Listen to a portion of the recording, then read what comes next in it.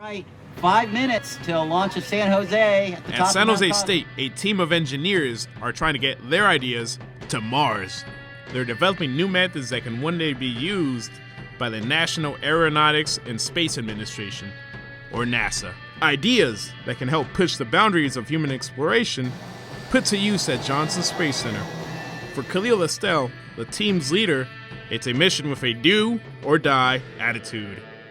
If we fail that, it shows that given the chance from SJSU, our engineers cannot produce a rover that can pick up stuff, put it away, and can move around. And that's one of the scary things for me. But to qualify, they have to finish in one piece. Oh my God! Oh my God! Oh, it fell out? It's broken off. Broken off. Oh. The arm's broken.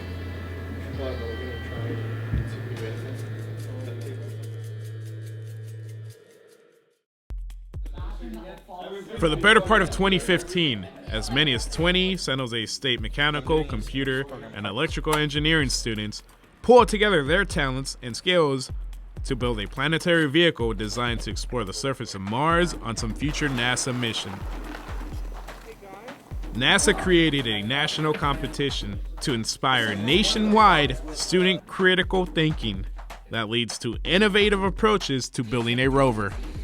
Some of the best minds on college campuses were invited to Johnson Space Center in Houston, Texas, to compete and find those best options.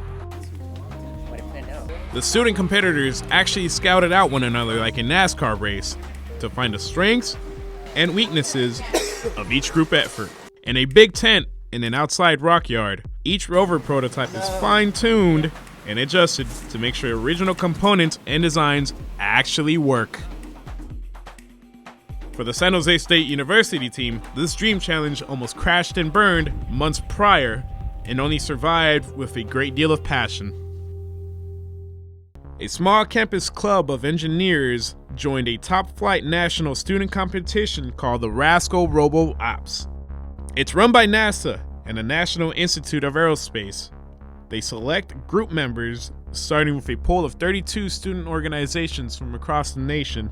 From there, they narrow it down to 16 semifinalists, then narrow it down to 8 finalist schools from across the country.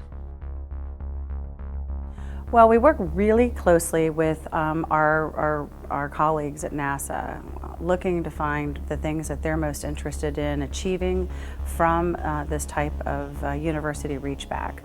What is it that they're looking to achieve? And then we work very closely with them to define the criteria, the constraints. Our job is to think about tomorrow, not build today. So as I said, part of tomorrow is how will humans extend their reach beyond low Earth orbit? And part of that is extending it through robots. NASA spent almost $2.5 billion in their latest rover mission on Mars and has plans for another rover mission that could cost just as much. These students are challenged to do more with less. The club was given $10,000 and instructed to build a rover that could pick up rock samples. It would also have to navigate terrain typically found on Mars or the Moon.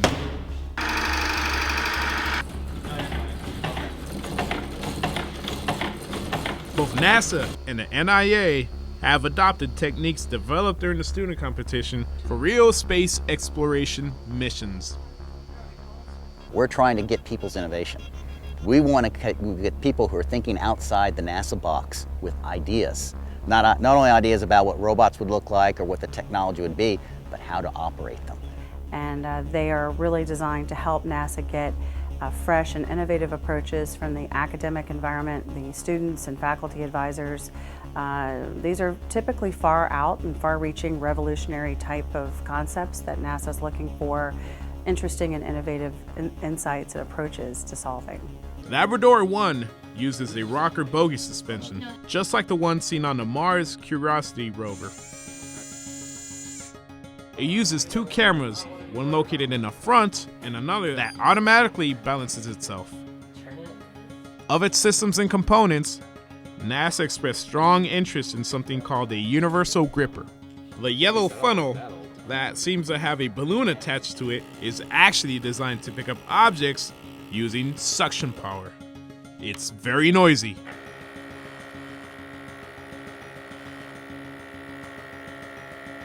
The gripper is attached to a mechanical arm which can lift, lower, or move an object 360 degrees.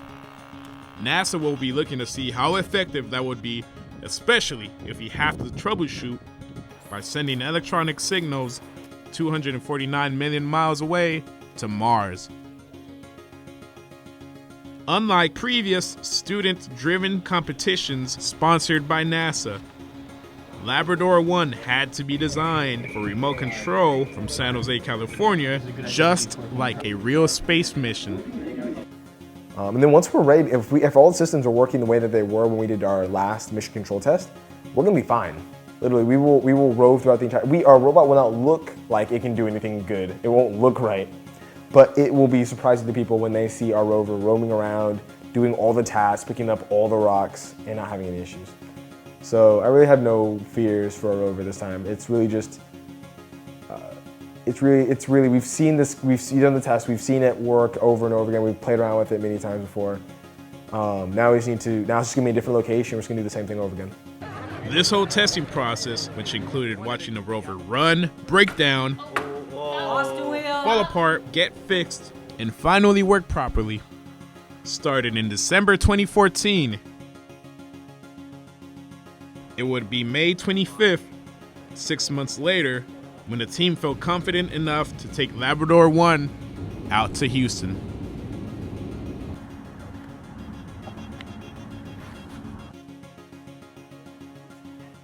The team arrived a day early.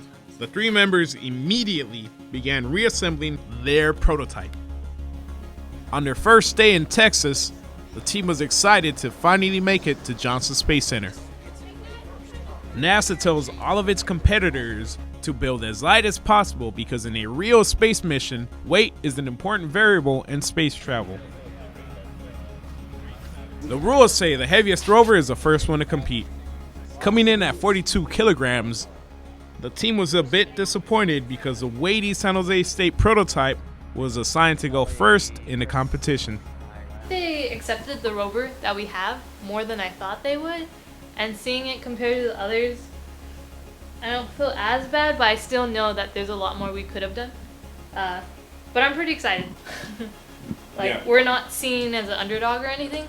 We're just seen as another competitor, which to me feels good, because I thought we were going to be seen as an underdog.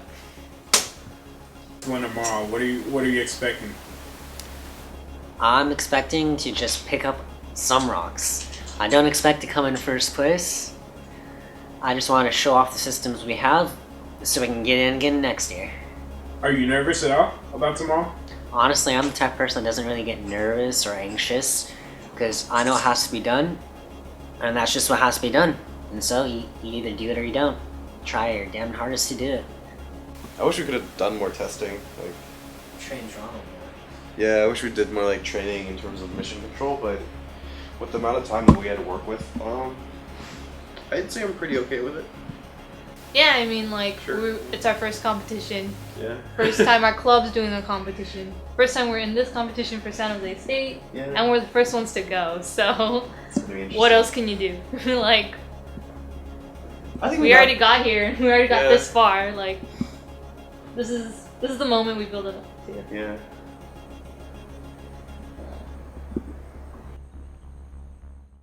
It's competition day. The entire group heads to the rock yard for the first run of the week.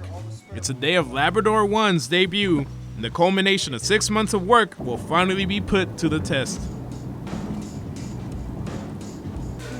Pretty nervous. Why are you nervous? I don't know, that's just how I am before big events, presentations, anything I have to do. I kind of like to just get it over with. I don't really like to be the first, but that's the spot we get. I usually like to go second. I think just morning jitters, competition jitters. Any failure here would disqualify San Jose State from the competition. In the past, only a few teams have actually finished. The rovers that are unable to operate are disqualified. If anything bad happens, hey, we put in our effort. This is what happens. call it a wrap, and we're happy to have participated. That was my mindset. So I actually wasn't nervous, I wasn't scared, I wasn't really anywhere. I was like, okay, well, let's just do this. Let's see how far we can go. With the start of a song, Labrador-1 sets off. Back in San Jose, the mission control team have trouble getting the rover down from its starting position atop of a mound of dirt NASA calls Mount Cosmo. It slides towards the edge of the mountain, causing panic back in mission control. Being first puts them at a disadvantage as they spend valuable time looking for samples to pick up. The group only has an hour to find all of the rocks and return to the launch pad on top of Mount Cosmo.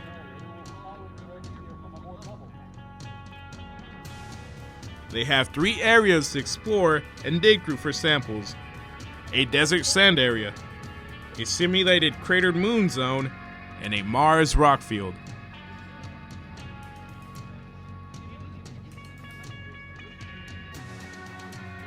From Mount Cosmo, Labrador-1 teleports to the Mars rock field. Using a camera on board, it spots a rock around the edge of the field they can pick up with ease. The control team in San Jose positions the rover to pick up its new target.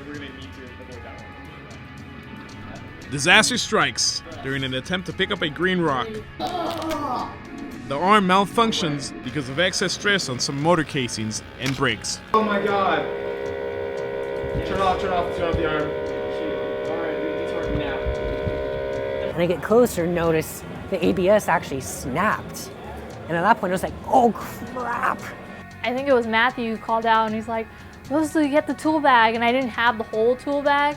And I didn't even know what was wrong with the rover. So I pretty much ran as fast as I could to go get the tool. All the tools and stuff. And like, first thing we had to get out was like the duct tape. And we had our ABS glue, use that on there. Fortunately, the duct tape repair job works, and Labrador-1 bounces right back into the action. Next, it collects rocks from across the lunar zone craters, then shows off its multi-tool function as it digs out a rock from the sand pits. Yes. Okay, bring it up. There we go. Alright. Push it in heavy. Okay, switching to rest mode. Now. And losing. After their hour-long run, Labrador-1 finishes with just 21 points. They tie with MIT on points accumulated, but end up in 7th place overall due to their mishap. CSU Long Beach ends up in last place after failing to finish. The University of Maryland was declared winner of the competition, winning first place with 102 points.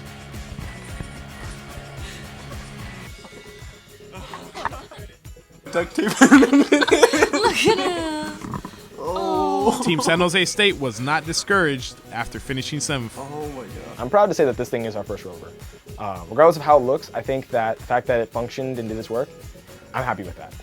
For the robotics club at San Jose State, RASCAL Robo-Ops presented a chance to improve their skills and work with the brightest minds in the country.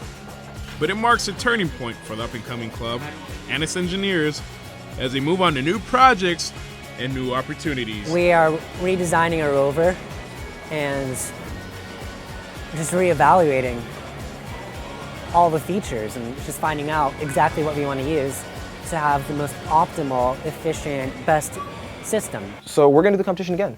We've been spending we'll spend the entire summer working on the rover, working on the next year's rover. It's going to be completely different from the rover that we sent into the competition. And that's the idea for next year, is to build another rover, Labrador Mach 2, enter it back into the competition, and next year optimize the hell out of it and make sure that it not only, the previous year was destroy MIT, this year is destroy everyone, and that includes NASA. 6 months of laborious effort pay off for the robotics club members of San Jose State.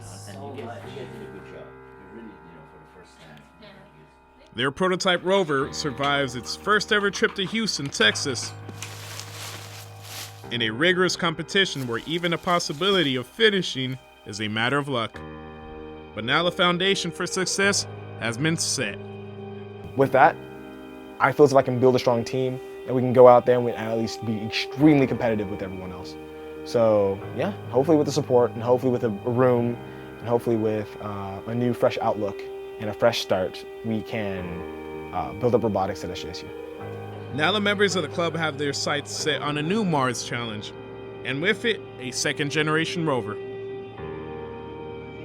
Labrador-2 is the actual spaceship that's coming down to destroy you. That's the idea. We want Labrador-2 to be the one that goes in there, tricks the entire competition thinking, okay, well they did this well this time.